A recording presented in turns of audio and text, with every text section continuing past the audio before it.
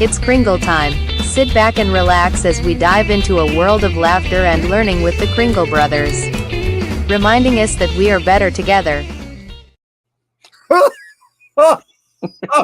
You are a hoot. Hey, welcome everybody. I'm sorry I'm laughing at you right away. You should see why that was playing. Mike's in the background jiggling and dancing to that song. Why I gotta be jiggling? That's like I'm Well, like that's because Jello. of the cellulite level that we have. We jiggle. I was my animal impersonation from the Muppets, who's my favorite except for Gonzo. You're a hoot. Hey, everybody. Oh my goodness. Oh, look at that. Bruce is here and Steve is here and Dave. Oh, we have so many. The first person to join us this evening was the sleigh bells mowing and Santa Doug just telling us that huge storms just passed through Indiana and coming towards Michigan. Oh, Bill Coates, Santa Dave Denby.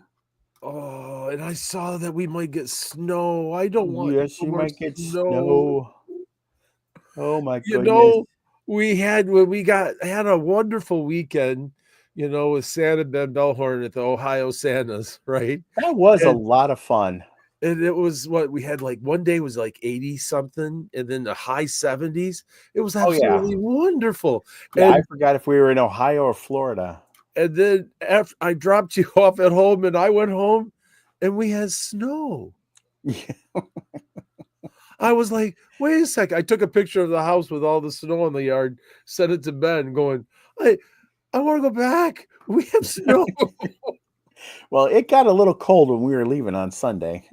Yeah, but I'm definitely my wife's flowers are coming up on the side of the house. Her tulips bowl, are starting, and oh wow, I don't know what they call those little purple things with all the crocuses. They smell so good. They're really pretty. My dogs eat them. What? I don't have smart dogs. I mean, no, they're really smart, but they just like looking and smelling pretty things. So, and how does a dog taste? Through their mouth.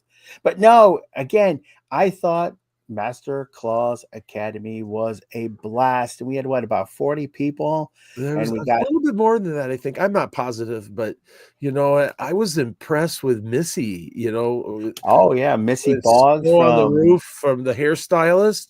Yeah. Oh, I felt like I was going to a high quality science lesson to understand everything that she shared. Balance and molecules and hair follicles. It's like, what? If anybody gets an opportunity to get their hair bleached by Missy or a Missy trained stylist, you will not be disappointed, let me tell you. Because you use her products, right? I do use her products, and you started using your products too. You're looking all fluffy. You're looking good there, brother. Thank you. It's all super soft. I'm surprised. But yeah, we have a good crowd going on right now. We're up to about 33 people who all us. So again, all we're doing is just thanking everybody. Oh, your beard is blending with your shirt. Yeah, well, that's a good color white there, Steven. I like it. And then, I like it a lot.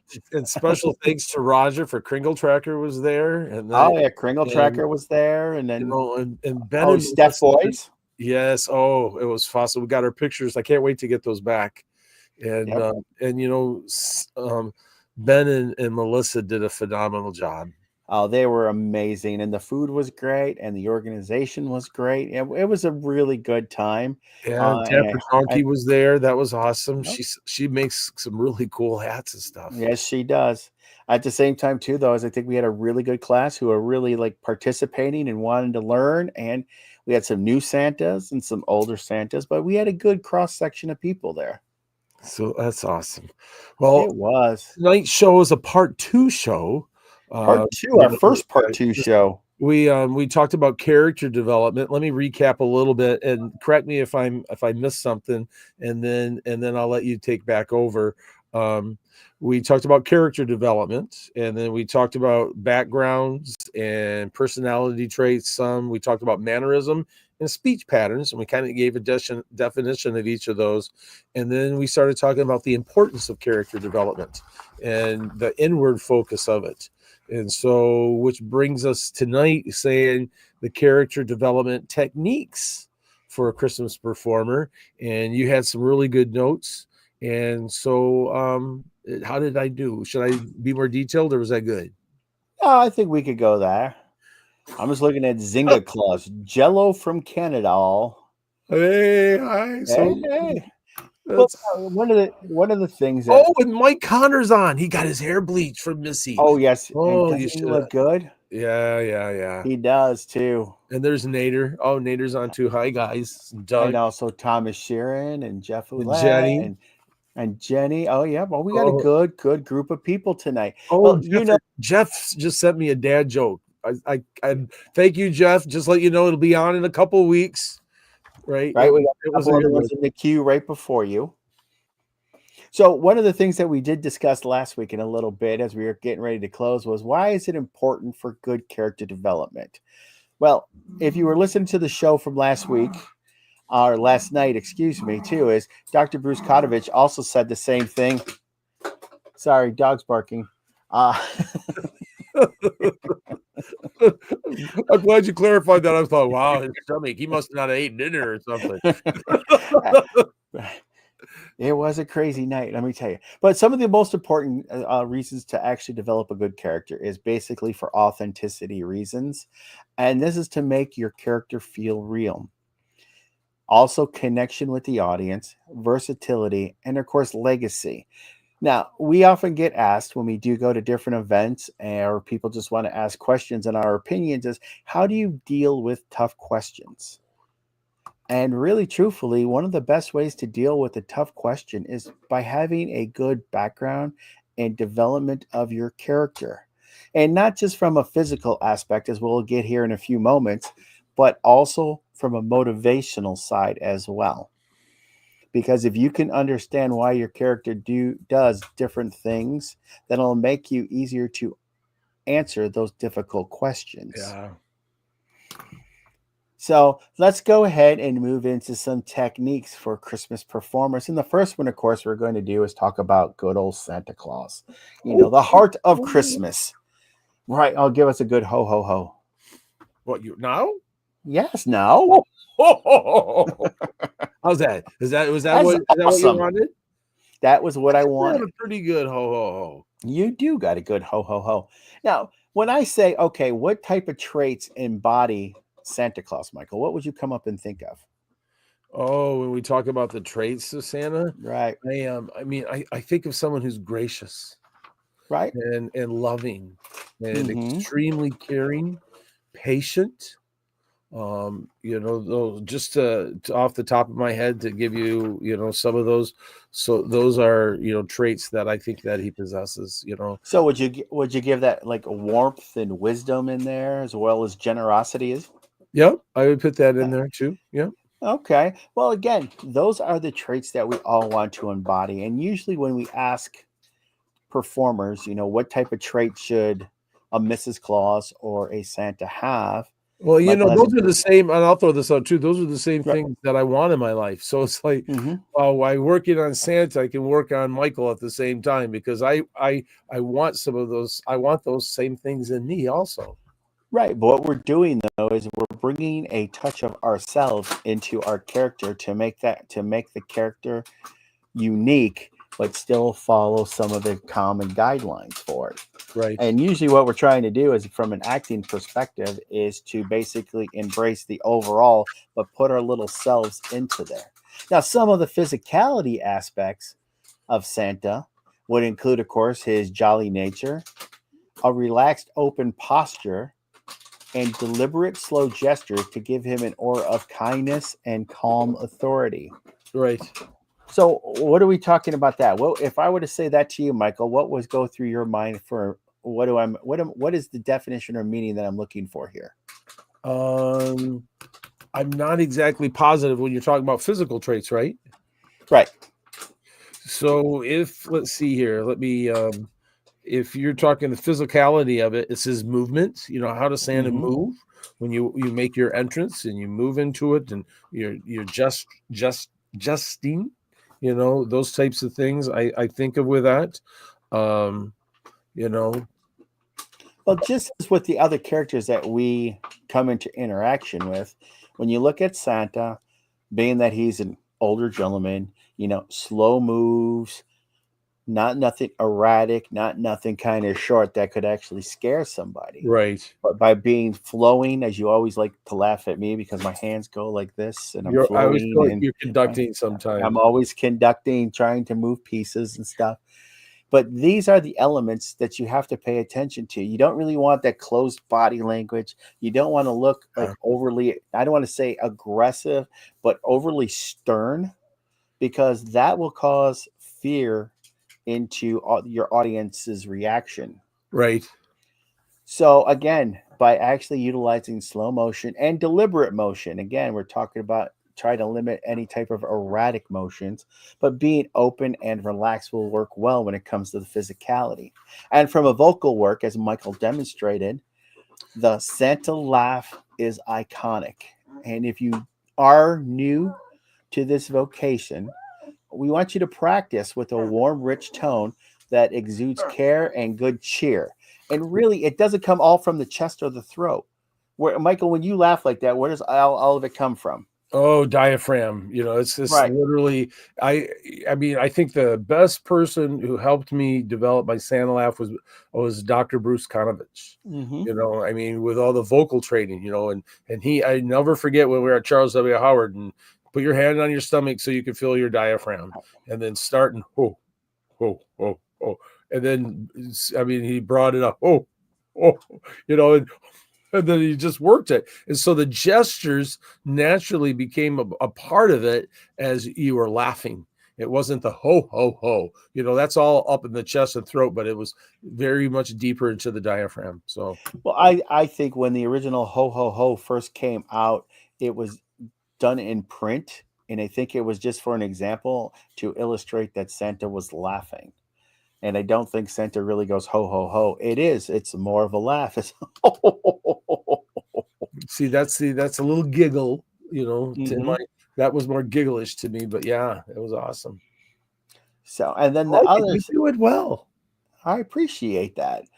Now, there are some exercise that you can do to help you hone in on your character development traits in this, and one is to mirror Santa. And this exercise simply means is to stand in front of a mirror, usually a full-length mirror, and Yeah. practice your Santa walk, stance, and gestures. So how does Santa walk to you? Is that more of a waddle? Well, see, again, this comes back to your character development and where your character comes from. Right. Like I said, from our Well, experience how as a about children, yours then? In other words, the mine, Southern community mine might. is mine is more of a woodland sprite. I like to be very quick, very nimble for a large person. Very quick for a large person. Sorry, Well, I never mean to laugh at you on that, no, but no, I'm no, just but going, no, oh yeah, you're just accepting your ADHD kind of thing. no. When I work a crowd, like at the Great Wolf Lodge, when I'm doing like my story time and other events like that, I love to run into the crowd Yeah, you do. I see and that. Yeah. get people involved.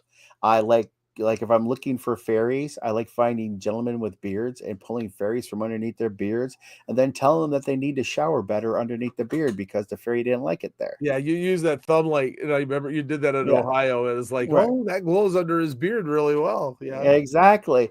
But see, again though, other individuals can view Santa as the traditional Santa, where again, it's a large man who would come in very slowly, would come in very deliberately, but still possess the kindness going in there. So again, I think when it comes to the movement aspect, it really all depends upon your backstory for your Santa. Now, in addition, Maybe go like on. your grandfather or something might be a good Your thought. How did grandfather, your grandpa walk in? Somebody right? that that's older, or Other aspects that you can look at also goes back to looking at movies, television shows. I mean, there's a lot of fantastic movies. Like look at Edmund Gwynn from A Miracle on 34th Street, and yeah, look at the way that he walked. Look at the way he presented himself in the chair, or very even right in the royal. sleigh, Yeah, I right, see or him even very in the royal. sleigh as well. And then you look at Tim Allen and the Santa Claus, and at first, he was just not really into it. But as you watched him progress in the character of Santa, he was started refining his movements. Or if you look at Kurt Russell in the Christmas Chronicles, here you have a more of a slender looking Santa who was a little bit more active, Right. especially in the singing and dancing scene in the jail. Now, also too is when you are practicing in front of a mirror, you should also put your Santa bag over your shoulder and practice delivering presents to children and greeting children. Because again, acting, performing different roles for stage, or what we're trying to do as being reenactors, is practice. It's everything we do is a muscle memory, and if we practice all the time, Right. you'll be able to basically have it memorized. Jeff McMullen actually has a really good aspect. If you get an opportunity to listen to Jeff when it comes to character development, is as you go through your day, picture yourself as Santa performing those everyday chores. If you drive a bus, imagine you driving a bus as Santa taking the elves to the workshop because all the snowmobiles broke down. If you're sitting in an office typing at a computer, how would Santa sit at a computer and type and actually do it, or getting dressed in the morning, making breakfast in the morning? These are elements that would actually help you hone into your Santa persona. Yeah. And then, of course, Let me go back. You got me curious on one of the things because I haven't done this. You practice in front of the mirror with your Santa bag on your shoulder. Do you keep that bag on your shoulder with presents in it when you're greeting the kids, or do you set it down? well, see, again, though, that's something that you're going to have to work with. I mean, if you're trying to do a home visit or you're trying to do basically a private party that they want you to bring in the presents, how do you carry the bag in? Do you carry it on your shoulder? Do you have somebody else carry it in for you? Right. Well, I And mean, then I again, do, but I guess my mind was thinking, I mean, I have my bag with a huge strap and it's coming across and I have it. And then when I come in and when I'm ready to greet the kids or to be a little bit more intimate, I always take it off my shoulder and set it down. well, yes. I mean, I totally agree with you. But if I'm actually walking in and, when Santa walks in, it's like the rock star cometh, and you might have the bag on your shoulder. So you may pat somebody on their head or give a high five as you're walking through. But Right. again, though, is you carry as your age defines, you carry things differently. And again, that all goes back to your interpretation of what your Santa character is. Is Right. he 1,755 years old? Or is he 1,755 years old but still has a body of a teenager? Interesting. So again, because you could walk in with little, I mean, think about the Rankin Bass uh, TV show, Santa Claus is Coming to Town. When Santa had the red hair and was first delivering the presents into the hamlet there, he always walked with a spring with his penguin. But then again, as he got older and a little bit bigger in the cookie zone, that little pip in a step kind of went to the wayside, but he still carried that in the twinkle in his eye. Now, some other aspects that you can look at to help you define your character is to read classic Christmas stories aloud, focusing on varied vocal tones and pacing to engage listeners. So again, this is a point of working on the verbal or vocal work for yourself, is reading "'Twas the Night Before Christmas" to get that nice bass tone, to get that overall quality that you want. So when you get time for the season, you're not basically stretching and really putting a lot of stress on your voice. I love doing story reading. Yeah, you are amazing because you've been doing a lot of schools right now, and that's what makes it so much fun for you. Well, in But Michigan, it's reading month, and so I just did another school today, and it's like the opportunity to do a mini show. exactly. I mean, I look at this for any time a Christmas character or any character. I mean, some of you individuals out there may decide that you'd like to go to the library dressed up as a fisherman and read Moby Dick That was or anything like that too, or you know, dressing up in a Civil War outfit or something along those lines and going in and telling Civil War stories. Well, let's take a short break. It's will. hard to believe that it's 25 after or 20 I after know we're already. just moving along here. And then how about if we jump right in and we do our trivia question early? And Our trivia question early. right, Okay, so we here, can do that. Let's play this first.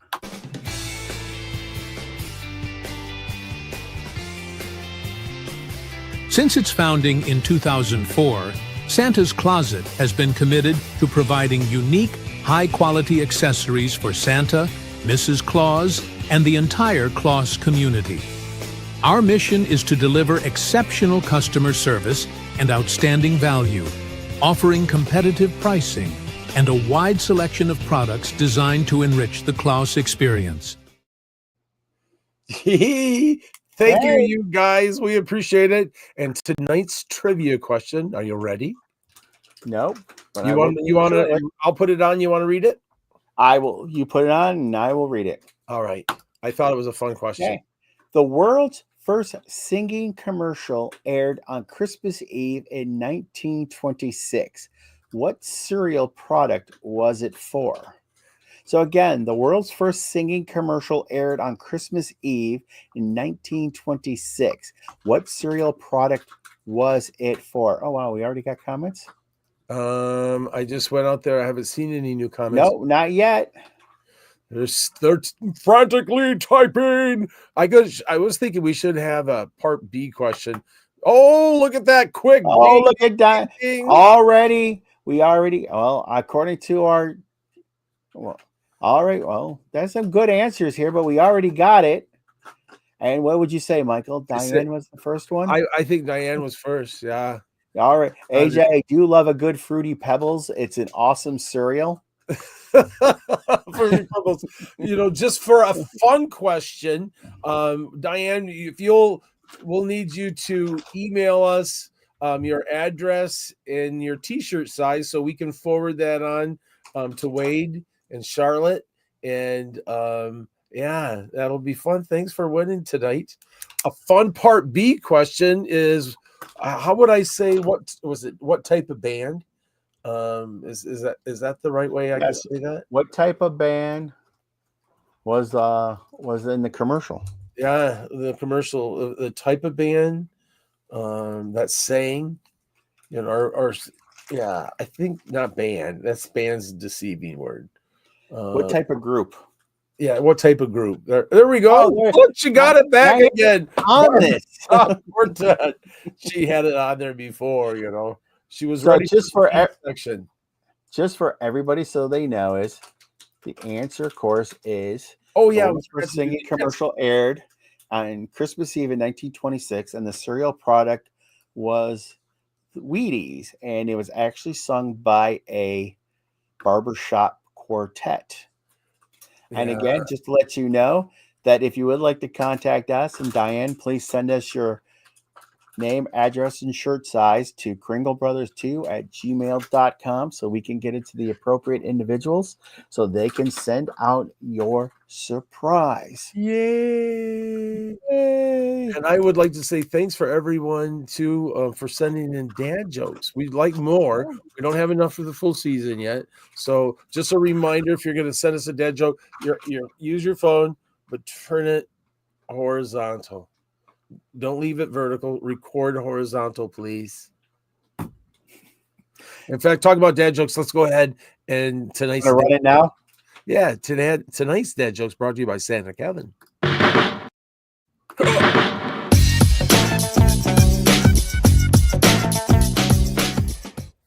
What do you get when you cross a cow with a flightless bird? An emu.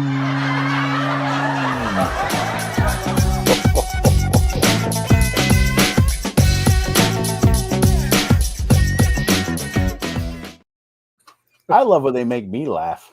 I want a flightless bird. Oh my goodness. That reminds me of Bruce's, what do you call a cow with no legs?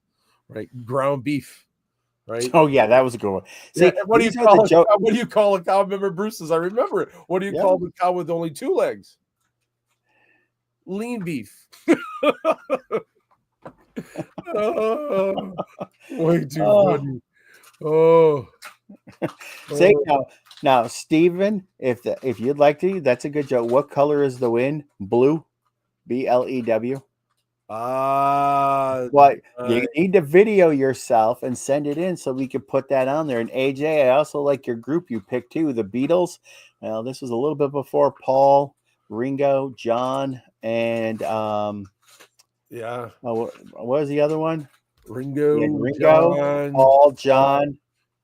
Now you're making me Anyway, forget. John, yeah, I Paul, know. John Lennon, Paul McCartney, Ringo Starr, and I can see him. He's the tall guy. Yeah, he's a tall guy. He died in Hawaii. I know Oh, that. Anyway, don't worry about it. But so that's a good one, I'm AJ. ready It's for not the Beatles. someone just to type it in real quick. Go, "Pom." George Harrison. George. Yes. Has Thank you, Diane. anyone seen George anywhere? George. Thank you. King All right. Well, George. the next character we wanted to talk about, just to give you some ideas and maybe some help trying to find, your character development, is Mrs. Claus, the nurturer. Now, again, some of the traits that embody Mrs. Claus, of course, is kindness, resourcefulness, humor, and warmth. And often, from a physicality standpoint, she's often portrayed as a nurturing spirit with a gentle, precise movements. Think of her as tending to the elves or baking cookies. I don't like that. And the reason I don't like that statement, even though I wrote that statement, is the simple fact of this. To all the Mrs. Clauses out there, you don't have any rules. Meaning which Well, there are there's few. nothing, there are a few. However, at the same time, too, though, is no one says that you have to sit there and make cookies all day long. No. Nobody says that you have to be responsible for all the elves. I mean, my Unless you goodness. really like to make cookies. Unless you do, and that's wonderful if you do, but I just don't want somebody to say that you're just being pigeonholed into just filling that role. Right. I also gave some thought to this. Now, I don't know what your feeling is on this, Michael, but if Santa eats cookies Yeah. almost at every house that he goes to on Christmas Eve, Yep.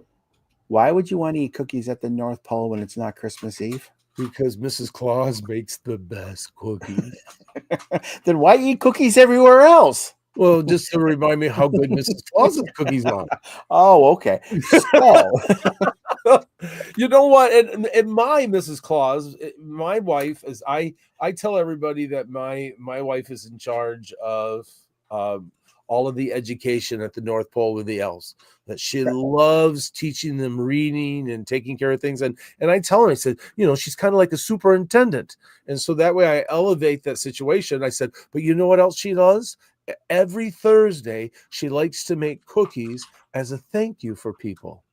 And then she gives those cookies out, and they love it. So I make my Mrs. Claus working, but she loves to do the cookies as a gift, as a thank you, which that's exactly what my wife does.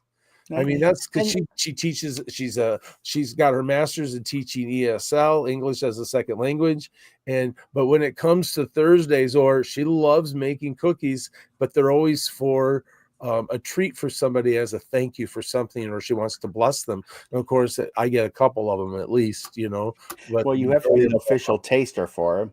That's right. But I mean, I am similar because when I go in, I do my call and responses. I mean, it's like, who runs the North Pole? And everybody yells Santa. And I'm like, no, Mrs. Claus does. I'm just the face of the organization. Yeah. Because for mine, Mrs. Claus basically is like the CEO and the CFO of the North Pole because it's her logistics skills that keep us all in order. Yes. But looking at some of the other physical, no, we talked about that then. From a vocal standpoint, though, is I do like this description that develop a soft yet confident tone. Mrs. Claus often reassures and motivates others, so focus on a motherly delivery. Now, I can tell you this from doing some photo work with my Mrs. Claus. I've been kicked out of the chair numerous number of times because a family does not want Santa in the picture; they just want Mrs. Claus. Oh, really? And that's the power of Mrs. Claus. Mrs. Claus is not just a prop or anything else. She's Claus got an eye, is a powerful person, but also at the same time too. And I don't know about you, Michael, but have you found that some children are more prone to go towards Mrs. Claus than the Santa when both of them are sitting together? Oh yeah. I if And I I think see a it's child that's a little fidgety or a little bit nervous, I'll always go, "Oh, would you like to go sit on by Mrs. Claus?"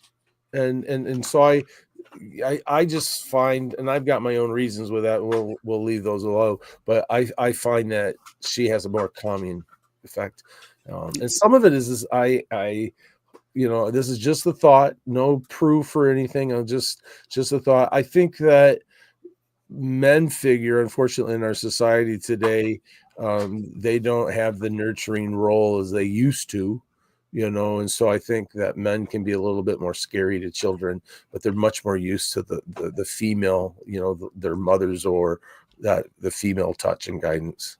well, I think with the way our society has actually progressed, the male figure spends more time away from the home due to work than they do in the home, and the maternal instinct is prevalent more in the household than anything else. I'm trying to look here. Steve Valent talked about how things go smoother when there's a Mrs. Claus. And you're right, Stephen. A lot of times Mrs. Clauses will work the line to actually keep everybody calm, to basically keep everybody in a good mood as they're waiting to come and see Santa, especially if you're doing an outdoor event and it's cold that night. But there is just something, well, too, that I know I am at fault of doing this. Sometimes I get so into the show that I forget Mrs. Claus is with me, and that's a bad thing on my part. And I've been told that many a times too, and Yeah. something I have to really work on. But for some exercises from a Mrs. Claus view vantage point, again, practice scenarios like calming a nervous child who's meeting Santa, or encourage elves in their work and improvise her reactions. So if you take the concept of Mrs. Claus with the traits to embody kindness, resourcefulness, humor, and warmth, put in some of the physicality aspects of the precise movements and basically being the nurturer, and then you can actually improvise different scenarios just looking in a mirror to help you get a set and to affirm your actions are correct. And one of the things I was just looking at on Facebook before too is, if you haven't had an opportunity from a Mrs. Claus or even from a Santa perspective, pretend to bake cookies while narrating the process, infusing warmth and humor into the description. So as a additional show, how cool would it be to make cookies with Mrs. Claus and actually do a cooking demo? Well, that would be And fun. then you could even have Santa there who's too busy. Santa, you just sit there. You could lick the bowl when I'm done. I can. All right, I'll be Let's quiet. put the air fryer on the stove. No, we're not doing that. No. All right. I just I thought don't even know if everybody knows about that one there. But anyway, sorry. now real quickly, we could talk about some elves now. And again, from an elves, their All energy, curiosity, playfulness, and enthusiasm. All right. Well, Elves before are- we get into the elves, let's go ahead. Let's take a short break, and then we'll come back and hit elves. All right. All right, we could hit elves on the way back. All right.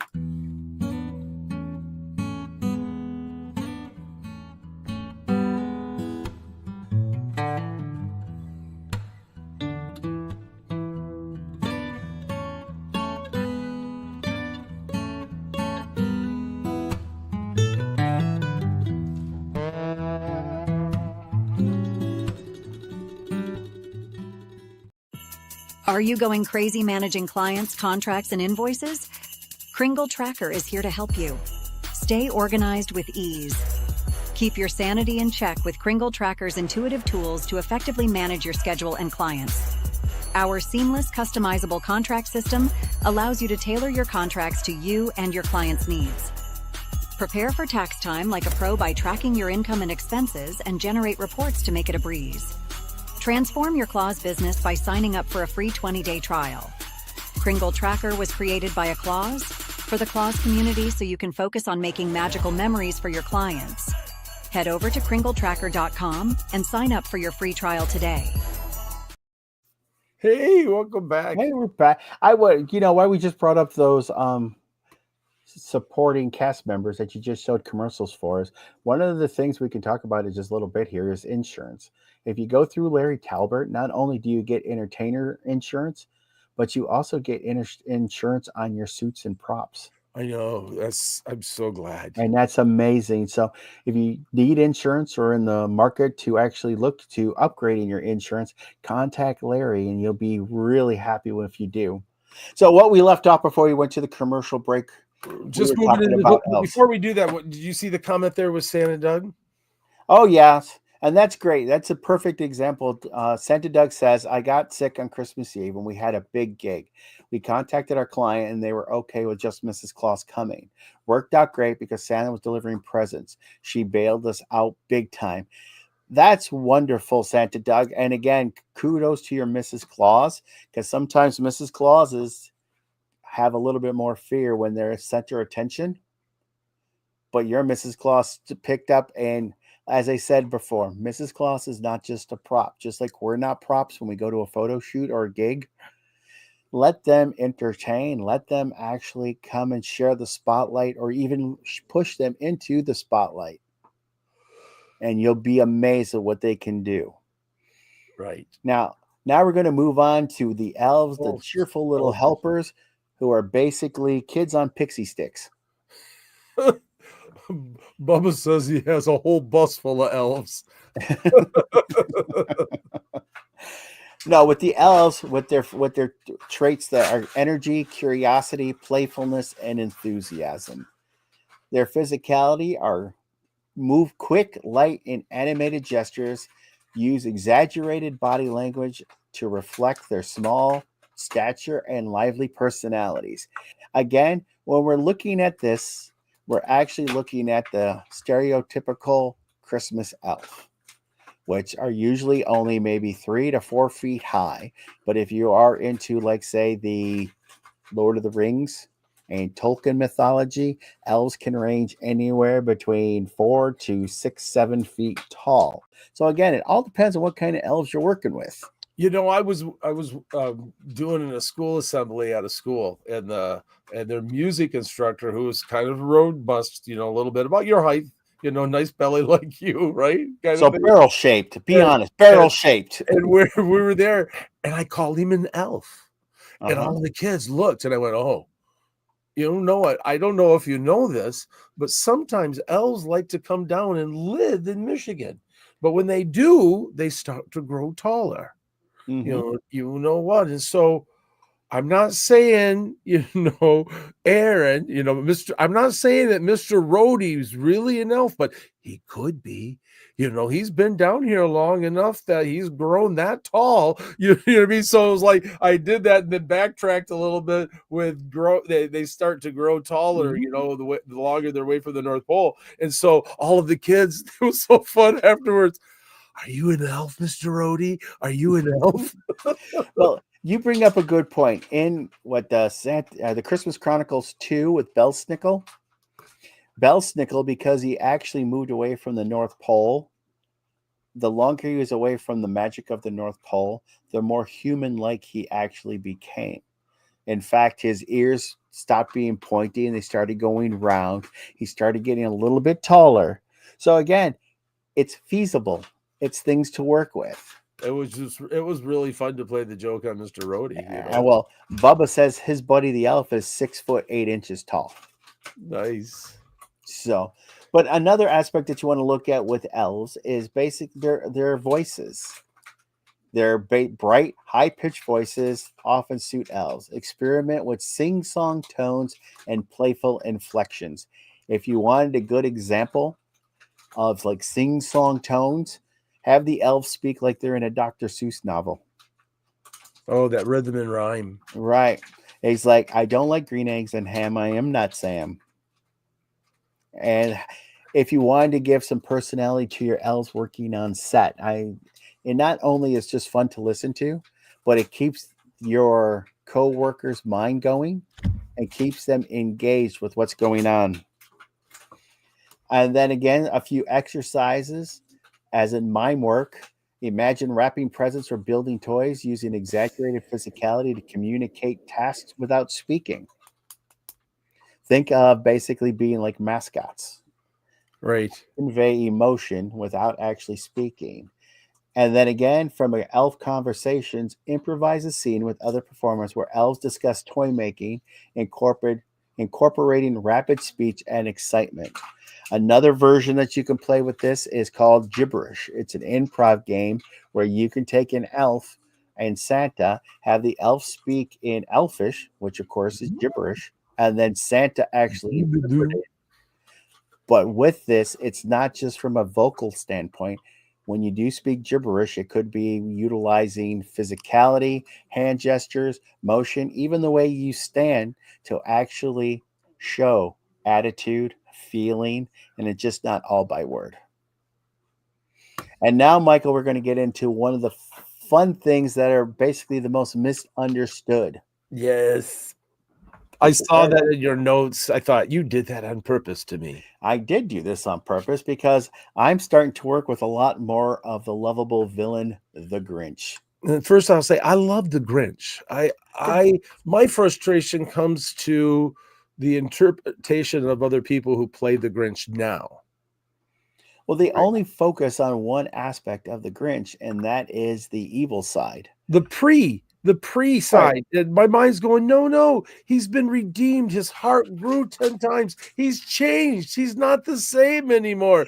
But I've seen videos and stuff where they steal kids' presents and the kids are screaming like bloody murder. And it's like, oh, no. The Grinch is a good guy. That's the whole thing that I love about it, that he's been redeemed. He's been changed by the spirit of Christmas, you know? Now, my feeling would be as if the Grinch actually centered on the evil side, not the evil side, but the mischievous side, stealing side, breaking, breaking into homes. Of course, you have to be careful with Santa that because you're Santa, you go into the homes too, right? But the thing is, though, is if a Grinch embodies those personality traits, or that's the role that they want to play, then I would encourage them to act out the whole story. You know, you can sneak in, you can steal the gift. But then as you're about to leave the room with the gift, turn around, have a change of heart, and then present the present back to the child. Because why? Your heart has grown 3 sizes too big. Oh, 10 sizes. And my mind's going, yeah, but that's kind of hard after you got the kids screaming bloody murder going, oh, I'm sorry, I'm changed. Well, now it comes to a point of reading the room. If the Grinch walks in and the child is screaming, then you immediately go into the nice aspect and try to win the child over. Well, I realize that's not everybody, but I've seen enough videos, that's like, and even when people, work with the Grinch now, I've heard about stories like, the Santa's chasing them and he's stealing presents. And it's like, no, keep the redemption. Don't keep the redemption. Be that example. That's just me. It doesn't mean I'm right. I'll just say that, but that's just where I'm at with that. Well, just to kind of talk about the Grinch a little bit, some of the traits that the Grinch does embody, of course, is grumpiness, sarcasm, wit, with a hidden heart of gold. There is some goodness within the Grinch. See, I can take the grumpy grandpa that, just will say things like, but yeah, that he really loves you. I can take that sarcasm and that kind of thing. I'm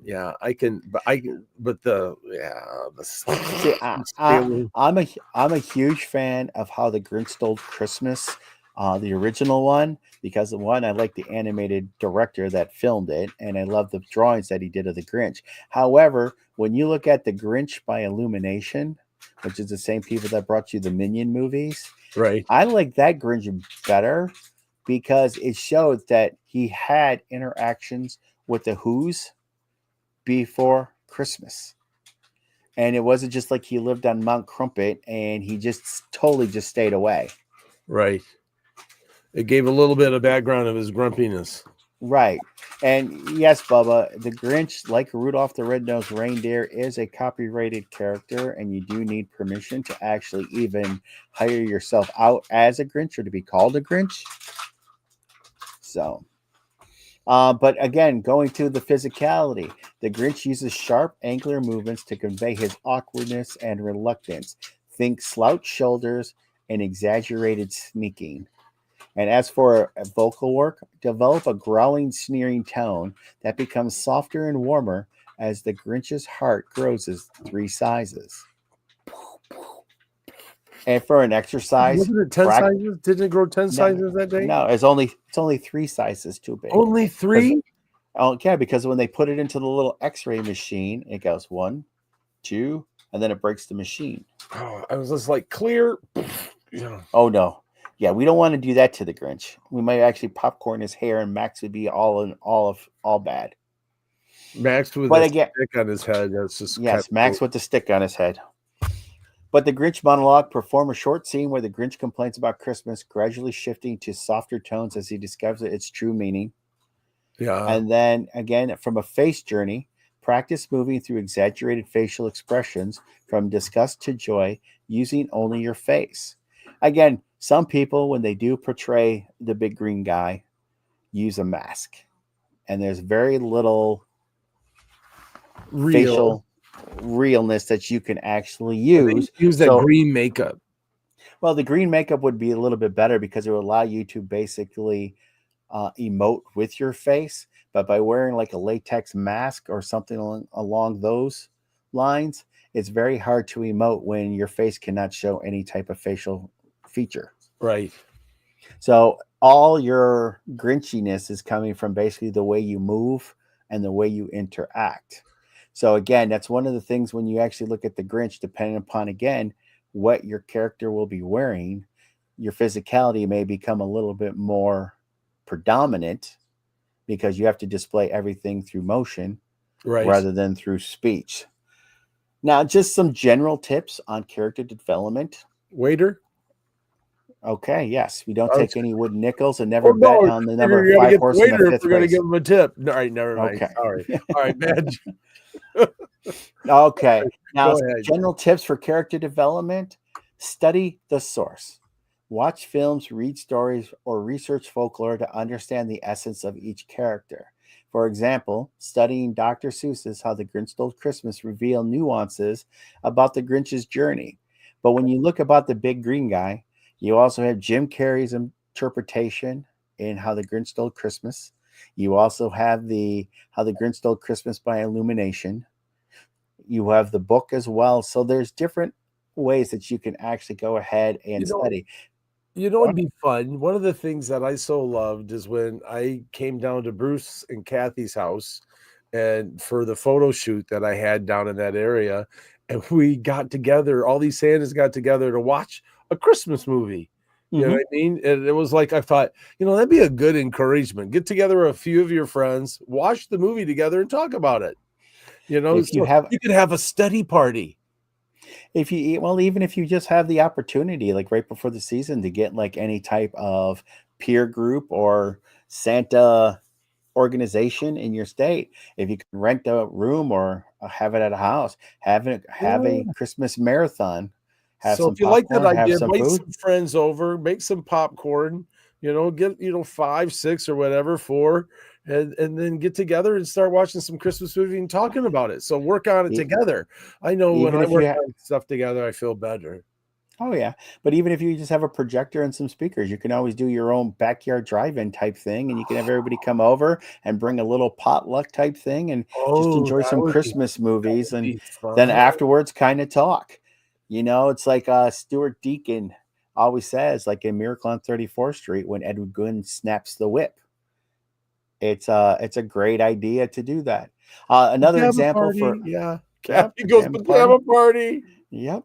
Another way is to build a backstory. If it's not explicitly used, knowing your character's history deepens your performance. For example, consider how Santa and Mrs. Claus met, or what motivates an elf's cheerfulness. Oh, that's a good question, Stephen. We'll bring that up in a couple minutes here.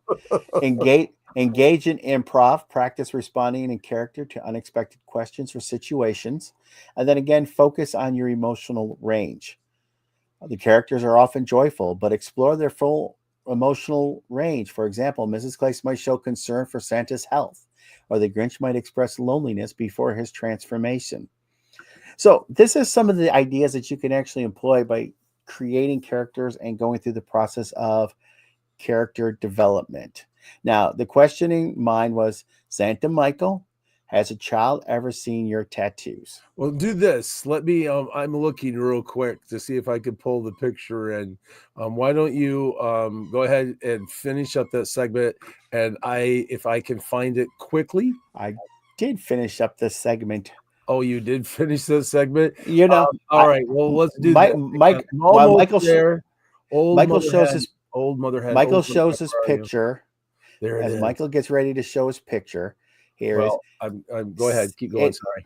Again, regarding tattoos, if you can actually explain the reason for a tattoo that could be Santified or through Santa eyes, there's no difference. Some people believe Santa could be a composite of Norse mythology, which Santa could actually be Odin, the king of the head god of the Vikings. And again, the sleigh is actually driven by Thor, who has Donner and Blitzen, who is thunder and lightning, and Thor was the god of thunder and lightning. There was a god. There was a god who took a ride on his favorite filly. I'm Thor, he cried. The horse replied, that's because you forgot your throttle, filly. Oh my goodness. Yeah, you need to actually videotape that one for yourself too. Did you find the picture? I found the picture. I'm almost all there. right. I got distracted though. I couldn't help it. Thor doesn't usually come up, but I had to do my poem. I just had to. I'm sorry, Michael. It was. But no, also Michael has a tattoo of a musical note on one of the knuckles of his hand as well. And normally what he does, he just wears a Band-Aid over that. Yeah, just a Band-Aid. I'm almost there. It's coming. There it is. And now, so back to the question. There we go. So there's a picture of me. This is with my photographer's Christmas in July's daughter. She knew that I had the tattoo. Okay. And she begged me for 2 seasons, all right, to take a picture with me because I wear compression sleeves in the summer. So I keep everything completely covered. So in one component, she's the only child that knew that Santa had tattoos. And so the issue is, will you promise this is just for you? Right. So, okay. So then I showed the tattoos. So, yeah. So that's it. So yes, they know I've had tattoos, and I do the comment that Santa likes his art, and so, but my tattoos on my arm are literally my story. So everything that's on my arm, it's my drawing, and then I take it into an artist, and they've put it on for me. So okay, that's it. Hopefully that explains it well enough. Now, also too, is if you do have tattoos, there's nothing wrong with them. But like in the season, if you don't want to actually show people, always make sure that you actually have your suit sleeves at an appropriate length to cover anything. And if you wave or your arms go up, just make sure you have long gloves to cover any exposed skin with the tattoos itself. And I just thought, yeah. And now I put the video and I put the picture out, and it's not a secret anymore. You know what I mean? But okay, all right. But all of that to go, Kathy gave me this shirt. I don't know if you saw the shirt. It says, yeah, I'm a tattooed Santa's. We're like everybody else except for a way lot cooler. And just to support Michael here, I also have tattoos as well, but you won't see any of mine in Christmas attire. So now with that, that concludes their character development stuff. We can go through some of these comments here. I mean, there's a couple Santas who actually do have tattoos here. Let's see here. What other ones? Santa Doug, yes, the Grinch and variations like Grinchmas are registered trademarks under Dr. Seuss Enterprises, meaning the names, likeness, and attributes of the character are protected as intellectual properties. And as Santa Chris pointed out, he has seen the Grinch called the Green Christmas Monster instead of the Grinch. So let's see what other stuff on here. Hi, Steph. Steph Boys is with us. Michael, say hi. Yay. Hi, Steffi. You know, it's kind of fun. I love calling her Steffi, right? You're the only one that does it. No, she says that other people are starting to call her Steffi now too, which I just think that's so cool. Because like they're picking up on the nickname that I called her, like they're picking up on Herbie because calling you Herbie because of the love bug thing, Well, yeah, but that's what that happened. What 2018, 2019? A little bit, no, 19, Yeah. 20. It had to be It was 19. 20. No, because it started when we were down at Gatlinburg. No, it started when you actually had the picnic up in Reed Oh City. yeah, in Reed City That for was July. that was 2019 because Yeah, COVID 19. hit in 2020. But then we saw the when we went to Gatlinburg the next year, we saw the love bug down when we walked. Then we had the love bug and the Herbie the love bug and all the other fun stuff that goes along with that. So now, Michael, what's next week's show about? We're going to talk about the next level of the heart, which is costumes and props. So, in other words, we've taken a look today about inward and about working on all of those traits and practicing. And so, we're going to talk a little bit about costuming, and clothes, your wardrobe. I like to call it wardrobe. It's not a costume. Jeff McMullen, Santa Jeff McMullen, talked about calling it wardrobe instead of a costume, and I really like that feel a lot better. So we're going to talk about our wardrobes. That'll be a great show. Can't wait to see that. Again, we just had a successful trip down to Reynoldsburg, Ohio for Master Claus Academy. Then we also have Santa Claus family reunion coming up in Gatlinburg. So we will be out and about. If you do see us, please stop on in and say hi. In the meantime, you can always follow and like us on Facebook or subscribe to us on YouTube at the Kringle Brothers. It'd be great to hear from you. And that way, if you like us on YouTube, you can always subscribe. So you always get the new videos if you can't join us live. And of course, you always can email us at kringlebrothers2@gmail.com. Even if you have a question, even if you have a question or just want to talk. Yep, yeah. Diane, we just put the email going down right there for you. So it's kringlebrothers2@gmail.com. Okay, now again, your feedback is greatly appreciated. So any suggestions, topics, guests, or ideas, please also email that as well. And again, we will be talking about prop use and abuses and costuming and all kinds of wardrobe. We're going to be talking wardrobe next week. And then again, a special thank you to you, the viewer, for joining us this evening, as well as our lovely wives, Linda and Stacy. And if you're going to be at Gatlinburg, please give us a shout. We're working with Santa Charlie and the AV crew. We also have one class that we'll be teaching on technology. I think aren't we doing like entertainment sometime too? We're supposed to be doing like an hour show, I think, on Saturday evening from like 5 to 6:15 or something like that. Fun. And then, of course, we also want to send a thank you out to Bob, Scott, Spangle, and Angela for just giving us this opportunity.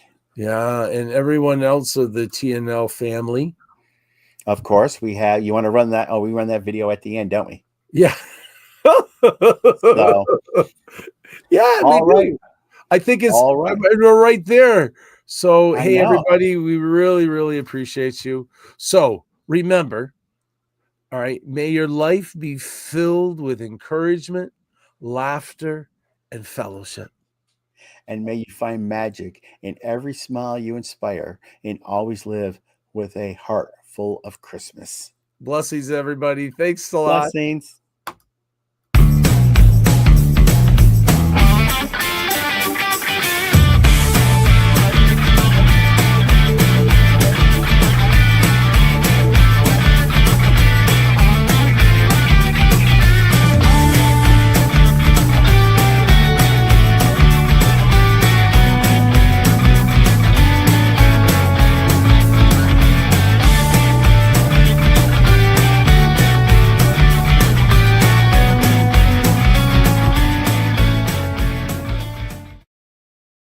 And we're still here.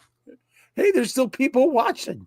There's a lot of people still watching. There's 34 people still watching. Well, they're waiting for the last dad joke. No, they're waiting for you to show your tattoos to everybody. I already showed them. You just showed him a picture. There you go. Oh, See, there we there's go. that one. Oh, There's that one. That one. There. Yeah, see. All That's right, you all done the ones showing I'm it. showing. That's all the ones you're allowed to show. But no, So fun there show. was a preacher, a politician, Santa Claus, and two elves. They all walk into the bar. Guess what they had in common? Pixie sticks. No, they all love watching the Kringle Brothers show. Oh my goodness, that's wonderful. Yeah, I know that's bad, wasn't it? Yeah. Well, that's all right. It's We still better talk than about saying the Gonzo and last Animal. guy, they all went running into the bar. The last guy ducked. Because why? Because MR ducks. More ducks. Look at that elf. More duck. All right. That was for you, Scott. All right. Blessings, everybody. Blessings, everyone. Bye-bye now.